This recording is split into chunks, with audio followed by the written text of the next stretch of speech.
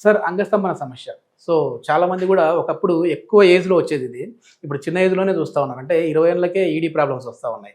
అట్లాంటి వాళ్ళకి ఈ సుంతి ఆపరేషన్ అనేది చేయించుకుంటే అంగస్తంభన సమస్యకి కొంచెం ఫుల్ స్టాప్ పెట్టొచ్చు, చెక్ పెట్టొచ్చు అని చెప్పి విన్నాను. అది ఎంతవరకు కరెక్ట్ అంటారు? సుంతి ఎవరు చేయించుకోవాలి? యాక్చువల్‌గా సుంతికి, అంగస్తంభన ఇష్యూస్‌కి చాలా పెద్ద లింక్ ఉంది. ఎందుకు అంటున్నానంటే గత మేము ఒక 6, 7 ఇయర్స్‌లో నేను చేసే పేషెంట్స్‌కి ఒక క్వెషనైర్స్ అనేది తయారు చేసి, సర్కంసిషన్ చేయించుకున్నాక మీకు పర్ఫార్మెన్స్ ఎలా ఉంది? లేకుంటే ఎరెక్టైల్ డిస్‌ఫంక్షన్ ఏమన్నా సాల్వ్ అయిందా?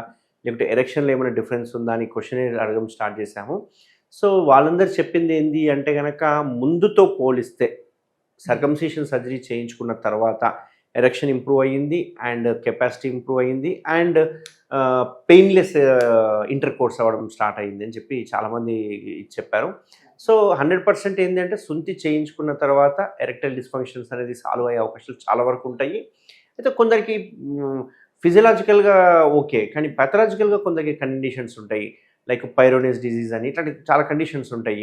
అట్లాంటి వాళ్ళకి ఎరెక్షన్‌కి అండ్ సుంతికి సంబంధం లేదు. బట్ యంగ్‌స్టర్స్ కావచ్చు, లేకపోతే మిడిల్ ఏజ్డ్ వాళ్ళు కావచ్చు, సుంతి చేయించుకున్న తర్వాత మాత్రం 100% ఎరెక్టైల్ డిస్‌ఫంక్షన్ సాల్వ్ అయ్యే అవకాశాలు చాలా ఉంటాయి.